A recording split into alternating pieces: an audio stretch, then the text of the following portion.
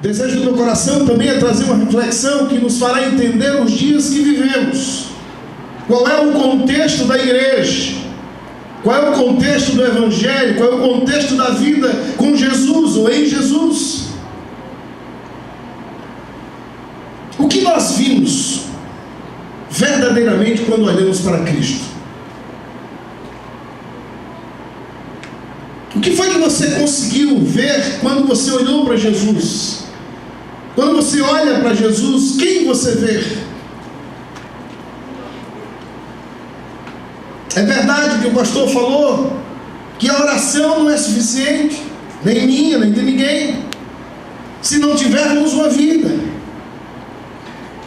2 Crônicas 7,14 diz assim: se o meu povo que chama pelo meu nome se humilhar e orar, se converter dos seus maus caminhos, buscar a minha face, aí então eu ouvirei, aí então eu sararei a sua terra, aí então eu farei alguma coisa. Quando olhamos para Jesus, quem nós verdadeiramente vemos?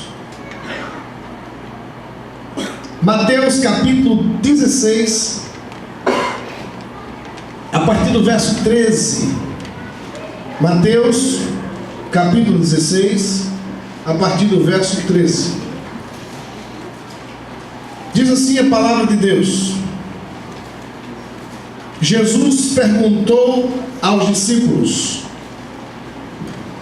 quem dizem as pessoas ser o Filho do Homem? Eles responderam: alguns dizem ser João Batista, outros Elias. E Jesus diz: e vós? Quem dizeis que eu sou? Simão Pedro respondeu: tu és Cristo, o Cristo, Filho do Deus vivo. E Jesus então declarou: feliz és tu, Simão, porque não foi a carne nem sangue quem te revelou isso, mas o meu Pai que está no céu. Por isso eu te digo: tu és Pedro, e sobre esta pedra edificarei a minha igreja, e as forças do inferno não poderão vencê-la. Eu te darei as chaves do céu, a chave do reino dos céus. Tudo que ligares na terra será ligado nos céus, e tudo que desligares na terra será desligado nos céus. Olha só quem era Pedro. Olha só esse encontro de Jesus com Pedro, e na hora que ele pergunta para vocês, discípulos, quem sou eu? E Pedro, no seu ímpeto, ele sempre era fleumático. Ele disse: Senhor, tu és Cristo, o Filho do Deus vivo. Sempre estava à frente, sempre tomava a frente. O homem a quem Jesus escolheu como pedra fundamental da igreja de Jesus na terra. Alguém que sem dúvida Jesus via como um grande líder. E um dos grandes segredos de uma liderança é detectar outra liderança. Há anos atrás, quando eu vim dos Estados Unidos para recompor a estrutura da juventude da primeira igreja de João Pessoa, eu comecei a orar a Deus e buscar líderes, porque um dia eu ia sair. A vida é cíclica, é dinâmica. Mas eu não poderia simplesmente sair, eu tinha que sair e deixar alguém. E eu descobri Martinho Júnior, um homem de caráter, um homem de Deus, um homem convertido, um homem que é apaixonado pelo reino de Deus, pela obra de Deus. Investi na vida dele, investi tempo com ele. Com certeza aprendi, ensinei muita coisa. E hoje eu vejo o Martinho, pastor da juventude, é um orgulho para mim. Saber que eu dei um púlpito a ele a primeira vez. Eu disse: não, eu quero que você pregue, mas pastor, pelo amor de Deus. Não. Jesus olhou para Pedro e disse: tu és um líder. Tu és alguém que tem um dom. E esse dom é de liderar. Jesus viu que Pedro era alguém confiável. Pedro, visivelmente, recebeu de Jesus uma responsabilidade muito grande. Tu és Pedro, e sobre a tua vida edificarei a minha igreja. Alguém que não era só um apóstolo, um discípulo, mas também um amigo, porque entre todos, quando Jesus saía, ele sempre fazia 2 paradas, e na primeira parada ele deixava um grupo de discípulos, e na segunda parada ele deixava outro grupo de discípulos, que Pedro estava sempre ao meio. Um amigo que tornou-se alicerce da pregação das boas novas, que salva e transforma o homem, que é a igreja de Cristo. Mas há uma controvérsia nisso tudo. No capítulo 26 de Mateus, a partir do verso 69, nós encontramos algo muito triste. Após tamanha atitude de Jesus para com Pedro, ou melhor, depois de tamanha atitude de Pedro para com Jesus, porque quando foram prender Jesus, ele puxou a espada, cortou a cabeça, a orelha do guarda, soldado romano. Ele brigou, ele fez aquilo. Não, meu Jesus, ninguém leva. Jesus disse a ele: olha, todos vocês vão me abandonar. Que nada, eu nunca vou te abandonar, eu nunca vou te deixar. Mesmo que todos te deixem, eu estarei contigo. Eu sou Pedro, pedra, a rocha. Sobre mim o Senhor está edificando a igreja. E Jesus disse: Pedro, tu te conheces, tu sabes quem tu és. Pois eu vou te dizer uma coisa, Pedrinho, meu amor, antes que o galho cante, tu me negarás 3 vezes. Senhor, Senhor. Pedro,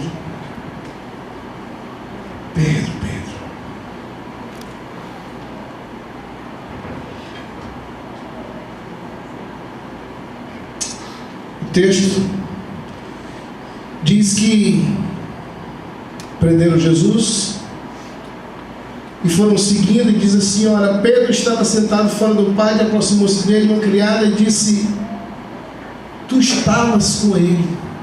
Ele disse: não, eu de jeito nenhum. E por 3 vezes ele negou, e mais à frente o galo cantou, e ele lembrou, e ali a angústia veio ao seu coração, porque ele percebeu que Jesus havia dito algo que nem ele sabia. Eu acho que naquela hora Pedro disse: quem sou eu? Quem sou eu? Deixa eu abrir um parênteses aqui e dizer: bem, não, presta atenção, todos vocês, o seu maior inimigo é você mesmo.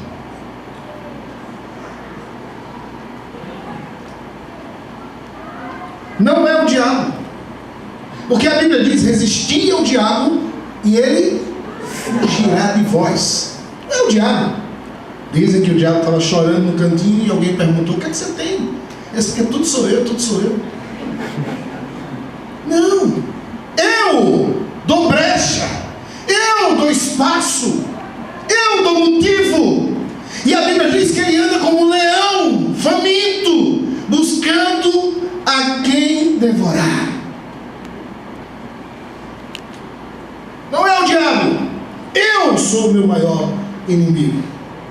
Eu encontro a pedra da igreja negando a Jesus, covardemente, morrendo de medo do que seria após morte de Jesus, o seu contexto social. Porque Pedro estava pensando em outra coisa. Pedro sentou com a roda dos escarnecedores e disseram: peraí, você não é o Galileu? Ou que andava com o Galileu? Não. Não sei se naquela hora Pedro pensou assim: pô, ele vai morrer mesmo, não vou entrar nessa. Ele disse que tem que morrer. Se ele disse que tem que morrer, ele morra, mas não quer morrer. Pedro, tu és a pedra. Jesus entregou a você a igreja. Na hora que Jesus mais precisava, acho que no Evangelho de Lucas, diz que Jesus fitou os olhos para Pedro. Eu acho que naquela hora que você encontra nos 3 evangelhos, em 3 dos 4, e acho que naquela hora que Jesus olhou, Jesus fez assim. Falei?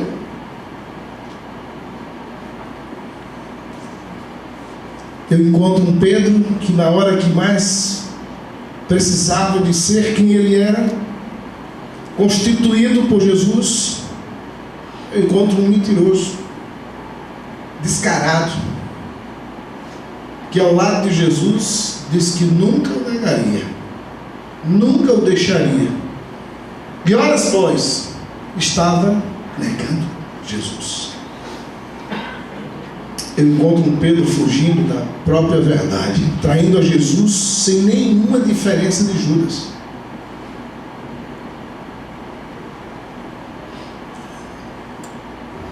Quando eu li que Judas andava com Jesus e que Judas negou a Jesus, ou que Judas vendeu a Jesus, eu fiquei muito irado. Será que nós também não vendemos?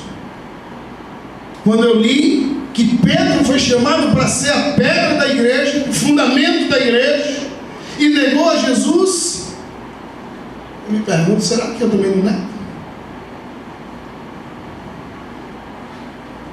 Quem era verdadeiramente Jesus para Pedro? Meu irmão, minha irmã, a igreja é maravilhosa. Quando eu fui alugar um lugar, eu pensei, eu queria um lugar confortável.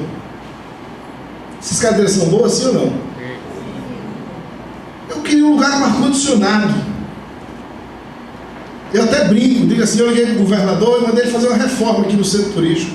Senão eu não vinha. Claro que é brincadeira, ele ia fazer mesmo.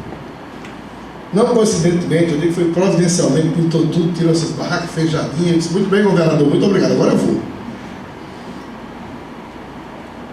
Procurei o melhor lugar, mas isso aqui, sem a unção de Deus, não quer dizer nada.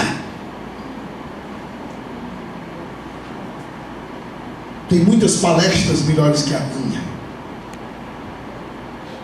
Isso aqui, sem a presença de Deus, não quer dizer nada.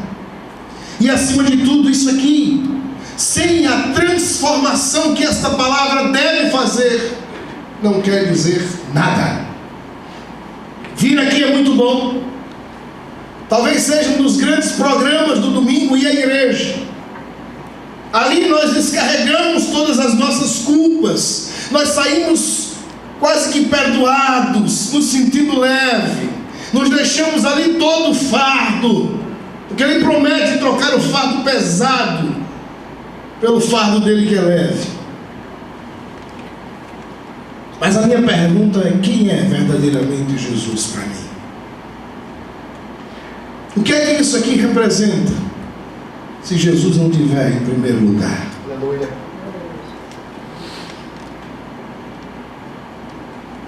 A palavra de Deus me chama a atenção em 1 Coríntios, capítulo 10, verso 12. E diz assim, aquele que se firma por estar de pé, tome cuidado para não cair. Aquele que pensa que está de pé, cuide para que não caia. É isso que a palavra me chama. E diz, quer-me, olha o alvo. Paulo disse, esquecendo das coisas que para trás ficam, prossigo para o alvo, para as que estão diante de mim. Não quero citar nome, mas eu estava em Fortaleza num congresso de pastores. E aquele pastor, um grande pregador, que edificou muito a minha vida, ainda edifica hoje. Mas um dia disse assim, no meio da palestra, alguém levantou, depois de tantos testemunhos, disse, pastor, posso lhe fazer uma pergunta? Eu disse, meu irmão, você já atrapalhou a minha mensagem? Mesmo pode. E o rapaz perguntou, um pastor perguntou, o senhor não peca?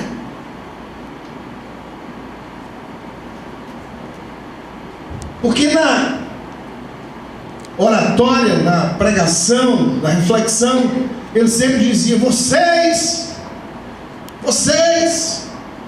e sempre, ninguém percebia dentro do contexto. E ele respondeu, não tenho tempo para pecar.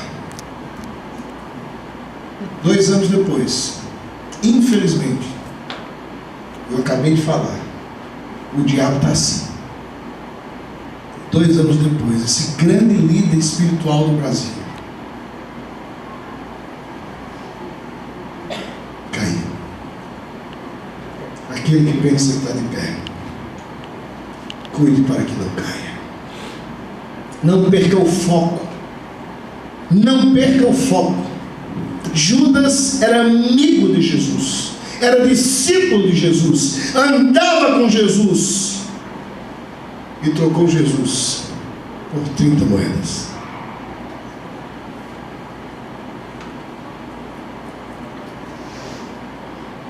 Dinheiro de comprar uma fazenda. Você vê mais adiante no texto, quando o texto de Mateus 27, 3 e 5, quando os homens disseram assim, ele devolveu o dinheiro, arrependido, e os homens disseram, o que fazer com esse dinheiro? Vamos comprar terra. Pedro, amigo, discípulo, apóstolo, que comprava as brigas de Jesus, cortava orelhas de soldados se precisasse, prometia nunca deixá-lo ou traí-lo. O negou. Queridos, essa é a fragilidade humana, meramente humana. Eu, você, todos nós carecemos da graça de Deus diária. Ai de nós, se não for a graça de Deus, o favor imerecido de Deus, a misericórdia dele renovada em nós a cada manhã. Ai de nós. E assim, muitos de nós agimos, mesmo quando não queremos. O apóstolo Paulo disse, o mal que eu quero fazer eu não faço, eu faço. E o bem que quero, eu não consigo fazer. Algo nos preocupa, algo nos inquieta, algo nos leva a uma séria reflexão.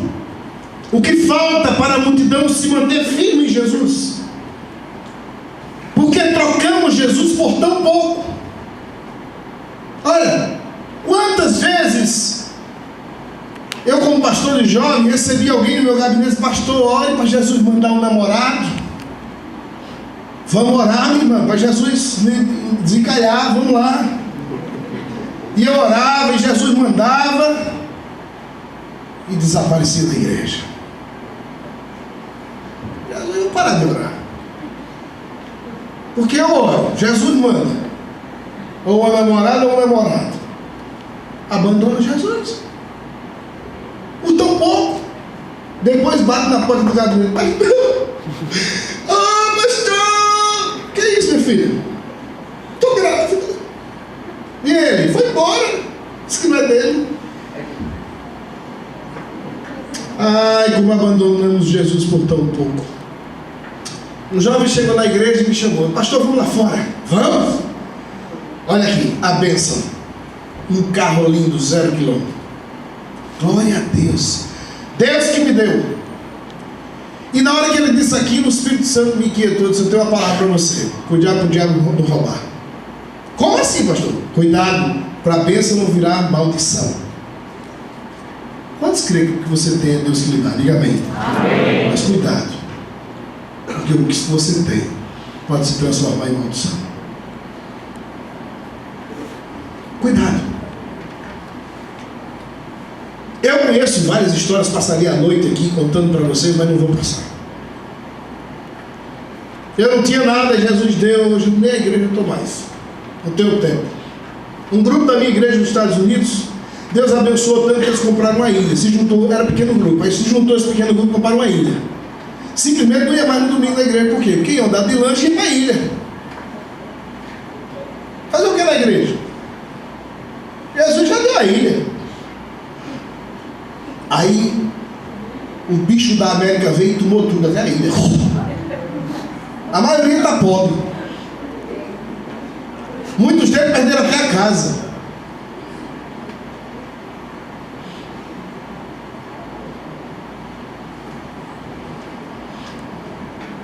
Cuidado, querido. Cuidado.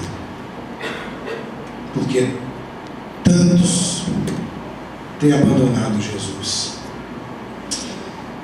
Preste atenção nisso aqui. Vivemos um cristianismo muito fácil. Cristianismo que eu chamo de light. Eu diria que é um cristianismo periférico. Altos líderes estão querendo ver a igreja cheia. Hoje, eu vou falar um negócio aqui para vocês. Se eu jogar a rede aqui, eu tenho 200 peixes. Mas o Senhor não está preocupado com isso. O Senhor está preocupado com a cura. Não basta eu trazer você, eu tenho que ajudar a levar você a Jesus. A fazer com que você cresça ali, maturidade e crescimento. É um dos propósitos dessa igreja. Deus me cobra isso. Não basta dizer, venha para Jesus e deixar você comendo capim, comendo o que cai da mesa. Se em cima da mesa tem um banquete para você, mas você não consegue chegar até lá, porque ninguém lhe ajuda. Na hora de falar do amor de Deus, é tanto abraço, é tanto beijo, é tanta festa, que você fica, meu Deus, isso é que é lugar. Depois você fica, cadê o povo, cadê o povo, cadê o povo que me amava? Trazer é muito fácil, difícil é manter em Jesus. Difícil é curar, entender que igreja não é museu para santos, é hospital de alma. Eu estou aqui porque preciso de Jesus, o médico dos médicos, aquele único que pode alcançar as feridas que psicólogo nenhum cura, terapeuta nenhum cura, psiquiatra nenhum cura, remédio nenhum cura, só Jesus. E ninguém mais. Evangélico periférico, que não exige mais cruz. Lucas 9:23 diz: toma a tua cruz e siga. Hoje é só assim. Venha para Jesus que Ele te dá. Venha para Jesus que Ele tem. Venha para Jesus que Ele vai te abençoar. E é tudo 0,800. Não tem que pagar. É mentira. E os que saem da igreja decepcionados nunca mais querem voltar. Porque existe um preço a pagar. É o preço da cruz. A cruz de Cristo.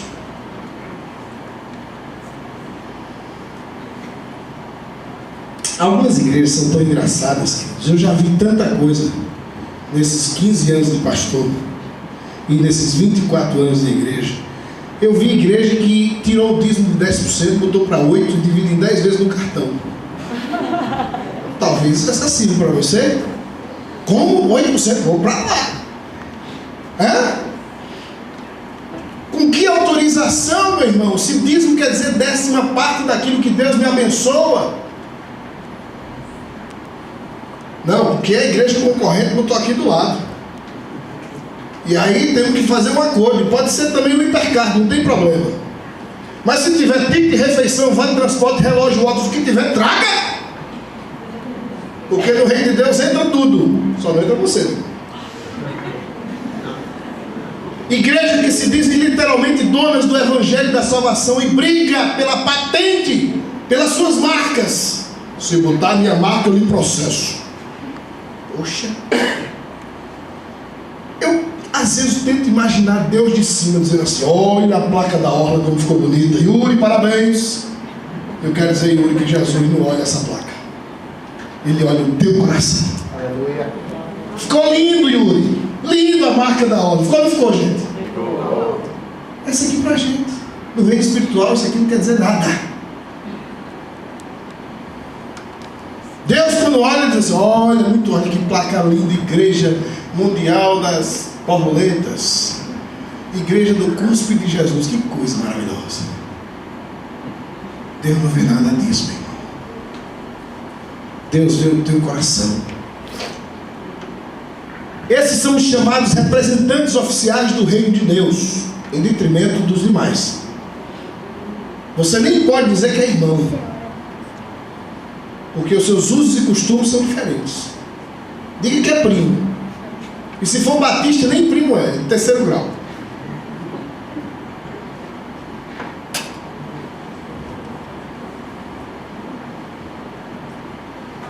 Na verdade, dizem que estão construindo o reino de Deus, mas estão construindo seus impérios pessoais, divergindo e contrariando a vida e o ensinamento do verdadeiro Rei Jesus, que ao ser encontrado pelo escriba que disse: eu quero te seguir, ele disse: eu não tenho nem aonde dormir. Tu queres? Nem onde repousar a cabeça. Mateus 8, 19 e 20. Se tu queres, vem. Mas o Filho do Homem não tem nem aonde deitar. Jesus não construiu o reinado, entrou num jeguinho, num burrinho. Mas ele era Deus, podia ter feito uma linda carruagem de ouro e ter dito: vou mostrar que sou Deus, e na carruagem eu entro. E todos dirão: oh, ele é realmente Deus. Não é assim que funciona nesse mundo?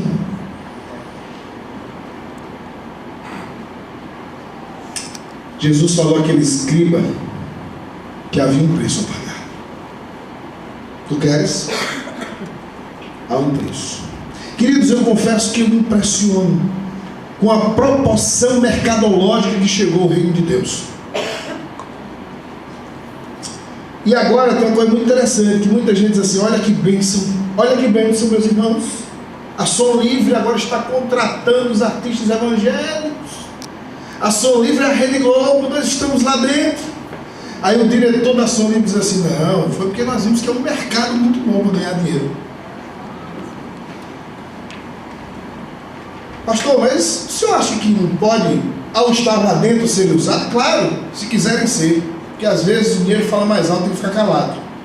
Eu preguei na Flórida essa semana e eu disse assim: meus irmãos, muitas vezes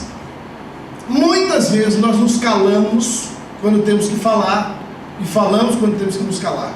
Por exemplo, aqui há irmãos que trabalham em casa de judeus, ganham bem em dólar, mas não pode dizer que é crente, senão está para fora.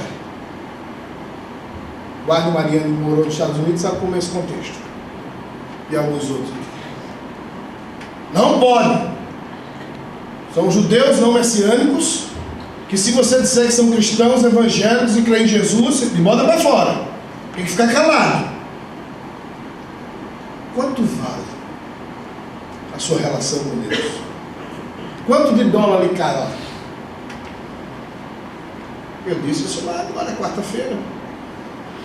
Eu falei: meu irmão, você pode dizer para mim: não, pastor, mas é porque o negócio está... Não quero saber. Ou você confia num Deus que supra, ou não confia. Se você tem que calar, estou fora. Estou fora. Me calou de pregar o evangelho, eu estou fora.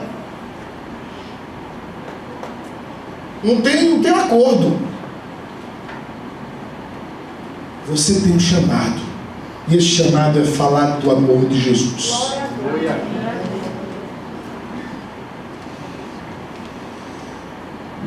Isso me impressiona, esse mercado, mesmo sabendo que Deus não leva em conta só o tempo da ignorância. Passou dele, Deus vai te cobrar. Atos 17:30. Ele não deixará impune os que usam o seu nome em vão. Êxodo 27, Deuteronômio 5:11 e 1 Coríntios você encontra um texto, aquele texto da ceia, 1 Coríntios 11, que fala que ao não discernirmos o dom de Deus, a cruz, o Calvário, a salvação em Cristo, a entrega de Jesus por nós, o derramado sangue, há entre nós muitos fracos, doentes e muitos que dormem. É na igreja que estão esses fracos, doentes e muitos que dormem. Não sabem o que é vida abundante. Jesus em João 10 diz que Jesus veio para nos dar vida e vida abundante. Me diga se a sua é abundante, sim ou não? Você pode dizer que sim e não ser.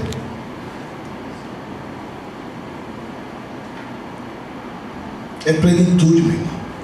é verdade, é razão de vida.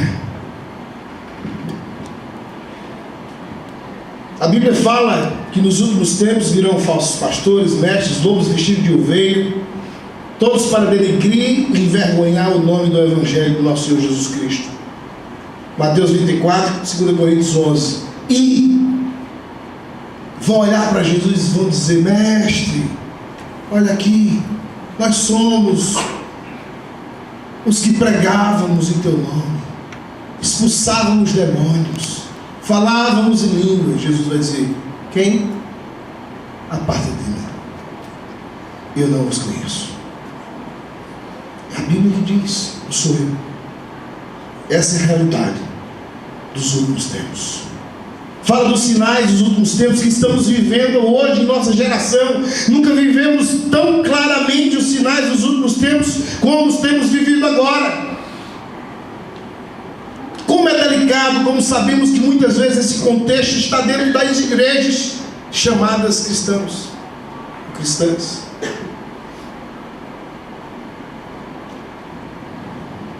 Mas ao mesmo tempo, em meio a toda essa turbulência, em toda essa contradição de valores, acreditamos no poder transformador do sangue de Jesus e por isso pregamos. Aleluia. Acreditamos na cruz do Calvário, acreditamos na regeneração promovida pela cruz, pelo sangue e por essa palavra. Por isso, incansavelmente vamos pregar. Acreditamos no mais fascinante gerador de vida na terra, que é a igreja. A igreja é o melhor lugar para estar, apesar de o que verdadeiramente aconteceu. O texto diz: eu te darei as chaves dos céus, com ela o que ligares na terra será ligado nos céus. Mas o texto também diz: o que desligares na terra será desligado no céu. Por isso iniciei minha palavra dizendo que é polêmica a minha palavra, mas é necessário ser dito porque o Espírito me manda dizer. O homem tem se desligado de Deus, e quando eu desligo, não tenho como eu estar em Deus, com Deus. A chave nos foi dada, as promessas são reais, estão aqui para todos nós, para desfrutarmos a verdade de Deus. Se não desfrutamos, se não estamos recebendo o que nos é de direito, é porque nos desligamos e nos ligamos a tantas outras coisas. Semana passada, quando eu falava aqui, falei das novelas, mas são tantas, inúmeras coisas que nos desligam de Deus. E como saber disso? É simples. Deus é a sua prioridade. A Bíblia diz: buscai primeiro o reino de Deus e a sua justiça, e todas as outras coisas vos serão acrescentadas. Você crê nisso? Amém? Amém? Amém? Amém. Vai ser fácil. Eu digo amém. Mas o que Deus quer saber é se eu faço. Porque a igreja é muito mais que isso aqui. É muito mais que esse domingo. A igreja é amanhã, segunda-feira. Lá no meu trabalho, na minha universidade, na minha casa, com filhos, com irmãos, com família. Isso é a igreja. E aí eu sei quem eu sou. Não de palavras, mas de atitudes. Eu creio que a igreja ainda é o melhor lugar na face da terra. Ainda é o melhor lugar de construir grandes e verdadeiros relacionamentos. O lugar onde nós podemos ensinar aos nossos filhos valores morais e espirituais e aprender. Lugar onde há cura para nossa mente, corpo e espírito. Não há melhor lugar do que a igreja do Senhor. Mas também não há nada melhor do que andarmos com Jesus. verdadeiramente. E temos coragem de dizer não a tudo aquilo que tem nos separado dele, que não nos faz ver quem é Jesus.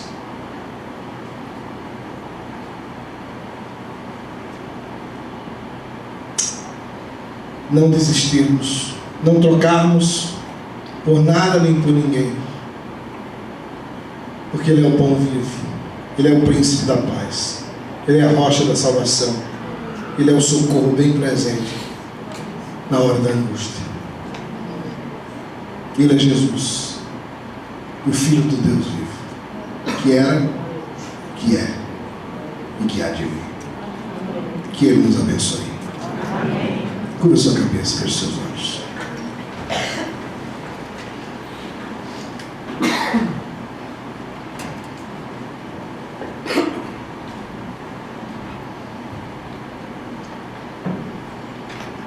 Eu não sei em que momento o Espírito Santo falou ao teu coração. Eu não sei, nessa breve reflexão, o que chegou à tua verdade, o que chegou à tua realidade, o que chegou à tua mente, ao teu pensamento.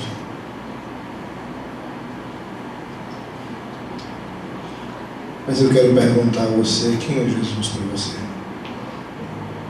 Quando você olha para a cruz, o que ela significa?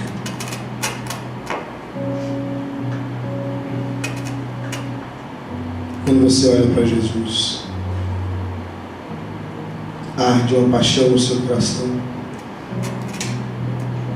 sua vida vem num sentido diferenciado. Você começa a perceber que a vida não tem sentido sem esse Jesus. O que temos trocado por Jesus? Às vezes tão pouco.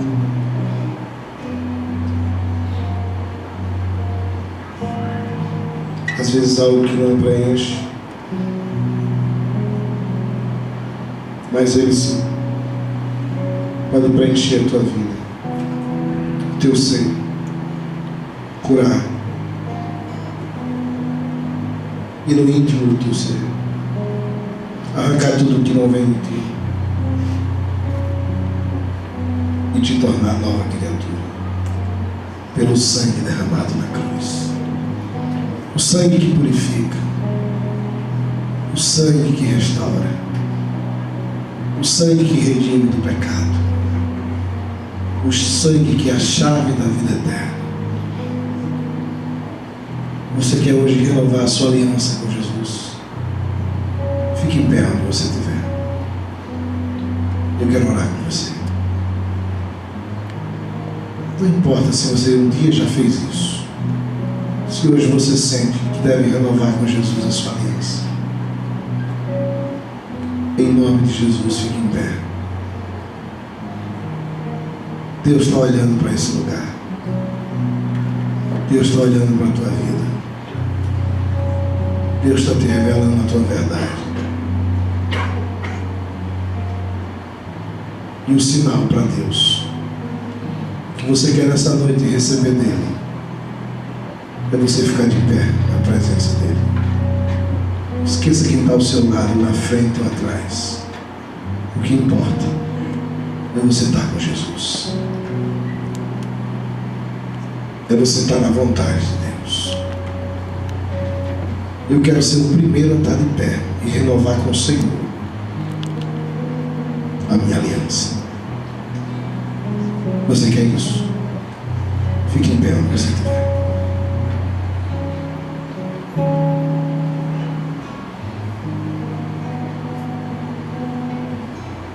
Você sente de Deus?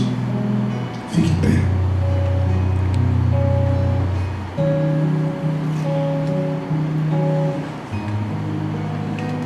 O que temos feito do Jesus chamado Cristo?